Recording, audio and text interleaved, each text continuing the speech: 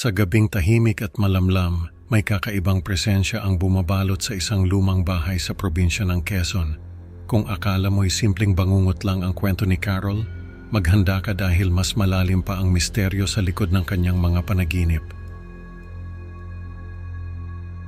Sa bawat hakbang nila ni RD patungo sa hindi kilalang pinto, mas lumalalim ang kanilang pagdududa sa katotohanan ng kanilang buhay.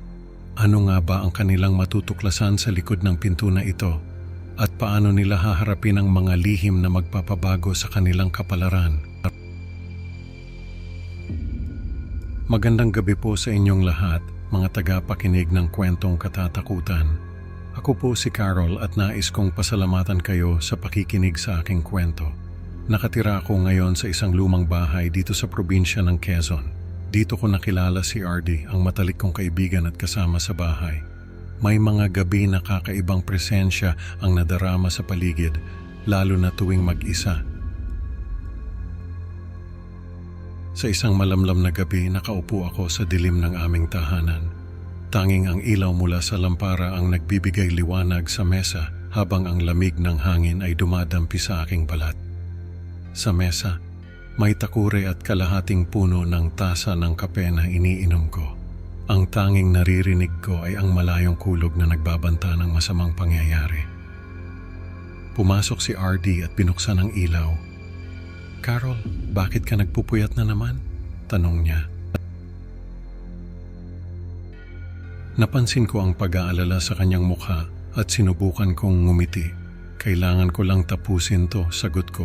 Kahit na alam kong hindi niya ako lubos na naiintindihan. Hindi ko na alam kung panaginip o realidad na ang nararanasan ko. Pag-amin ko bago tuluyang bumagsak ang aking ulo sa mesa, pagod sa paulit-ulit na bangungot. Kinabukasan, habang umiinom kami ng kape sa balkonahe, inilahad ko kay RD ang aking panaginip. "RD, sa panaginip ko, ang buhay ko ay parang isang nobela. Bawat kilos at usapan ay nakasulat na teksto. Carol, panaginip lang yan. Baka kailangan mo nang kumonsulta kay Dr. Thomas," suhestyon niya. Tumitig ako sa malayo, iniisip ang detalye ng aking panaginip. Pero RD, sobrang vivid ng mga panaginip ko, tila totoo. "Hindi RD," sagot ko. Naniniwala akong tayo ay mga karakter lamang sa isang libro.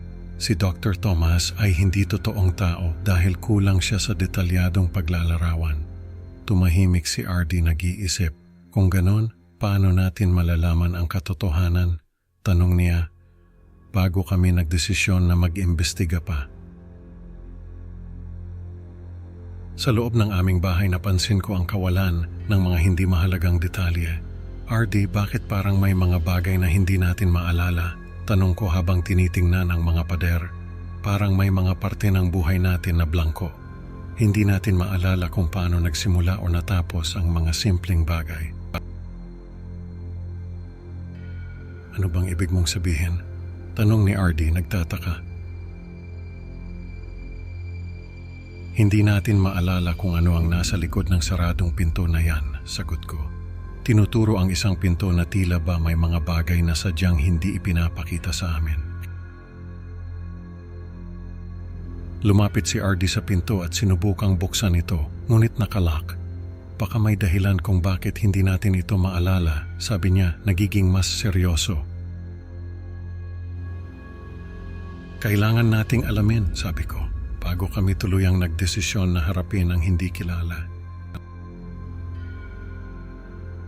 Sa gabing iyon, nagpasya kaming buksan ang dati hindi pinapansing pinto. "Handa ka na ba?" tanong ni RD habang hawak ang susi. Tumango ako, huminga ng malalim. "Oo, buksan na natin." Pagbukas ng pinto, natuklasan namin ang isang hagdang pababa patungo sa isang silid na puno ng mga kalansay, sandata, at nakakatakot na mga sulat. "Ano to?" tanong ni RD, nanginginig. "Hindi ko alam pero kailangan nating alamin," sagot ko, habang dahan-dahang bumababa sa hagdan. "Carol, baka delikado to," sabi ni RD, ngunit sumunod pa rin siya. Wala na tayong ibang choice, RD. Kailangan nating malaman ang katotohanan, sabi ko, pilit na pinapalakas ang loob ko. Sa bawat hakbang pababa, nararamdaman ko ang pabigat ng takot at kaba. Pagdating namin sa ilalim, nakita namin ang mga lihim na hindi namin inaasahan. RD, anong gagawin natin ngayon? Tanong ko, naguguluhan. Habang nasa silid kami, biglang nagsimulang maglaho ang aming bahay at naging teksto. RD, anong nangyayari? Tanong ko, lubos na natatakot. Hindi ko maunawaan ang mga pangyayari, tila ba kami nilalamon ng isang hindi nakikita. Hindi ko alam, Carol, sagot niya at bakas sa kanyang mga mata ang takot. Unti-unti siyang nilalamon ng bumagsak na naratibo, nawawala siya sa aking paningin. RD, sigaw ko, ngunit wala na. Naging bahagi siya ng isang kwentong unti-unting naglalaho, na parang wala siyang iniwang bakas. Tumakbo ako patungo sa hagdan, ngunit ang hagdang pababa ay naging pader. Hindi ito pwede, sigaw ko, umiiyak at desperado. Tila ako'y nakulong sa kwentong sinusubukan kong takasan. Nawalan ng kahulugan ang oras habang mag-isa sa kadiliman. May paraan para makawala dito, bulong ko sa sarili, hinahanap ang solusyon. Hindi ko alam kung gaano katagal na ako roon. Ngunit alam kong hindi ako maaaring magpakulong sa ganitong sitwasyon. Kailangan kong gumawa ng paraan, sabi ko, bago tuluyang nagdesisyon na baguhin ang aking kapalaran. Sa kadiliman, pinagnilayan ko ang aking pag-iral. Hindi ako maaaring magpakulong dito, sabi ko, puno ng determinasyon. Sa aking pagnanais na makawala, sinimulan kong isulat ang aking sariling kwento sa pader gamit ang aking dugo. Ito ang aking kwento, sabi ko, habang inuukit ang bawat salita. Umaasa akong matutuklasan ng iba ang aking ginawa sa hinaharap.